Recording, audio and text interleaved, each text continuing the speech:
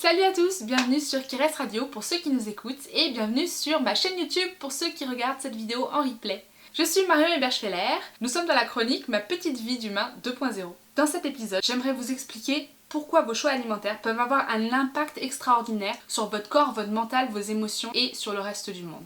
Manger n'est pas seulement un acte que l'on fait pour le plaisir, c'est un acte qui peut avoir un sens très profond. Si nous vivions dans un milieu naturel, et si on devait considérer notre alimentation de base, notre régime alimentaire serait très différent de ce que nous faisons chaque jour.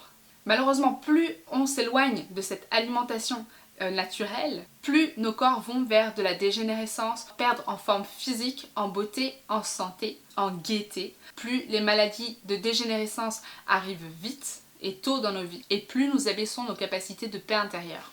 Heureusement, il n'est pas trop tard, le corps se régénère à chaque instant et en adoptant une alimentation saine et un mode de vie équilibré, nous pouvons rétablir l'équilibre dans notre corps. Nous pouvons rétablir le fonctionnement idéal du corps, lui permettant de se guérir de nombreuses maladies, d'augmenter sa forme physique, ses capacités mentales, ses capacités émotionnelles. Meilleure forme, fertilité, endurance, meilleure gestion des nerfs et des émotions, cheveux brillants, peau nette et douce.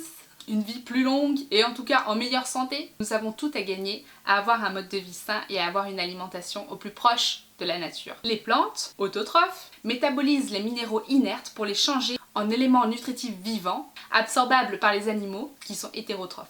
Ainsi, on ne peut pas se nourrir de minéraux inertes. Notre corps a besoin principalement d'aliments organiques vivants. Malheureusement, la cuisson, au-delà de 45 degrés, va vers la destruction des précieuses vitamines et enzymes présentes dans ces aliments. De plus, elle modifie la structure moléculaire des minéraux, les ramenant à leur forme inerte et donc faiblement assimilables. Nous avons un grand besoin d'aliments vivants. Pendant les 9 mois de notre conception, nous n'absorbons que des aliments vivants via le corps de notre mère. Puis, après notre naissance, les premières années, nous absorbons encore un aliment vivant pour nous construire, le lait maternel. Chaque animal sur cette planète fonctionne tout au long de sa vie sur des aliments riches nutritionnellement, des aliments crus, au plus proche de leur forme naturelle, et ils y puisent les éléments permettant une santé solide. Il est intéressant de savoir que l'unité de base de notre corps, c'est-à-dire la cellule, se nourrit principalement de sucres simples. Ces sucres simples lui donne l'énergie nécessaire pour pouvoir fonctionner. Le lait maternel contient des sucres simples. Si on se retrouve dans la nature, quel est l'aliment qui est le plus évident, le plus simple, le plus joyeux, le plus coloré, vers lequel on va se diriger pour se nourrir?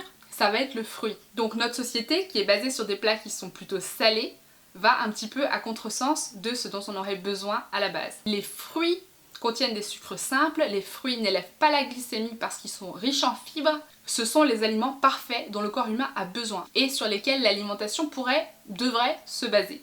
Actuellement, nous sommes beaucoup plus sur une civilisation du céréal et des plats salés qui sont moins riches nutritionnellement et qui apportent pas mal d'acidité au corps. Ce sont des sucres complexes qui mobilisent une grande quantité d'énergie pour être digérés. Donc ce ne serait pas la meilleure source de glucides possible pour notre corps.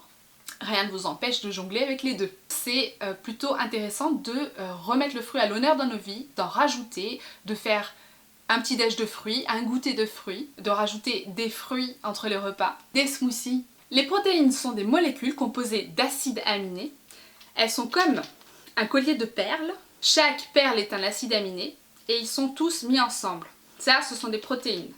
Lorsqu'on mange de la viande ou des légumineuses par exemple, le système digestif va venir séparer tous ces acides aminés parce qu'il ne peut les assimiler qu'individuellement. Il faut savoir que par exemple dans les légumes à feuilles vertes, il y a énormément d'acides aminés à leur forme simple, c'est-à-dire qui sont hautement assimilables par le corps. Donc lorsque vous faites des jus verts, ce sont en fait des jus protéinés, avec la meilleure source de protéines possible, nécessitant le moins de travail digestif. Et donc toute l'énergie qui n'est pas utilisée pour la digestion est utilisée pour la régénération du corps. Pour les lipides, il existe de nombreux fruits et de nombreuses graines qui sont riches en lipides et également en protéines. Les épinards par exemple sont riches en oméga 3, les graines de lin aussi, les graines de chia, les avocats, les olives, les durians, les noix, les noisettes, les amandes, tout ça. Les fruits, les feuilles et les noix sont également les aliments les plus riches en vitamines et minéraux qu'on va pouvoir trouver et consommer. Alors mettez plus de fruits dans vos vies, plus de feuilles vertes, plus de légumes, qu'ils soient crus ou cuits. Mangez plus d'aliments naturels. Je suis la dernière personne à vous dire quoi faire et à vous dire de manger 100% cru. Je peux simplement vous inviter à mettre plus d'aliments vivants dans votre vie, à choisir des aliments qui sont plus proches de leur forme naturelle. Le tout est de partir sur une transition qui soit douce. Rajoutez ces choses-là dans votre vie, rajoutez-les quand elles vous apportent du plaisir gustatif, quand elles vous apportent de la joie. Allez-y doucement. Si votre corps est fatigué, ce qui est le cas de la majorité des gens de notre civilisation, dans notre époque de stress et de travail intense, nous avons des organismes donc qui sont fatigués et nous avons souvent besoin d'aliments qui sont stimulants pour fonctionner et nous apporter une concentration en goût qui va venir nous booster. C'est comme quelqu'un qui a l'habitude de fonctionner sur 6 tasses de café chaque jour, si vous lui coupez son café, il va s'effondrer. Mais l'alimentation, il faut la voir de la même façon, c'est-à-dire que si vous faites des changements qui sont trop brusques, vous pouvez vous effondrer de fatigue. Votre corps peut avoir des réactions de détox qui peuvent être fortes, donc il faut y aller vraiment progressivement et dans la joie. Quand je vous disais que ça a un impact aussi sur le reste du monde, c'est que lorsqu'on met plus de fruits et plus de légumes dans sa vie, on valorise d'autres types de production. On favorise par exemple les cultures fruitières. Sans l'intervention de l'homme, la planète serait majoritairement couverte de forêts, avec un sol très riche et donc des plantes donnant des fruits et des aliments très riches également. L'agriculture intensive et les monocultures viennent profondément appauvrir le sol, sans compter les pesticides, les OGM qui détruisent la faune qui vit dans ce sol. Ces types d'agriculture dégradent chimiquement les sols, c'est-à-dire qu'elles les appauvrissent et elles augmentent le nombre de déserts sur Terre. On est un petit peu en train de construire un monde stérile. À une époque où ce qu'on a besoin c'est de pallier à la faim dans le monde, ça va un petit peu à contresens et c'est bien dommage. En changeant nos choix alimentaires, nous pouvons changer les choses parce que nous allons encourager d'autres façons de faire, d'autres méthodes, d'autres types d'agriculture. Nous devrions manger le plus bio possible pour pouvoir protéger les sols et leur permettre de se régénérer. Nous pouvons utiliser la permaculture pour régénérer les sols. Ces types de cultures peuvent également aider à rendre autosuffisants les pays en crise économique et alimentaire. On peut recréer des puits à oxygène avec des forêts fruitières nourricières. Et en disant tout ça, on a juste effleuré la surface de ce qu'il y aurait à dire. Manger des aliments bio, manger des aliments naturels, c'est pas la solution à tous nos problèmes, c'est sûr, mais ça nous permet d'emprunter un chemin et d'aller dans une direction qui est positive. L'idée n'est pas de faire tout parfaitement, l'idée n'est pas d'aller à fond là-dedans. Il ne s'agit pas de manger tout cru, il ne s'agit pas non plus de bannir les céréales de sa vie. Ne vous mettez pas la barre trop haut, ne vous culpabilisez pas, ne mettez pas de pression. On a dit plaisir et joie.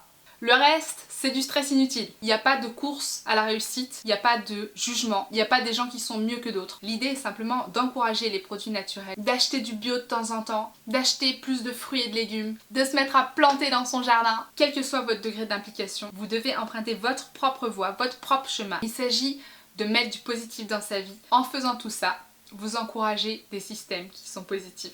Vous changez le monde. Go green!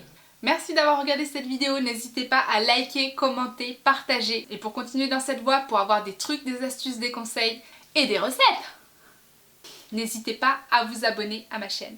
Je vous remercie et je vous dis à la prochaine fois. À bientôt sur Keres Radio.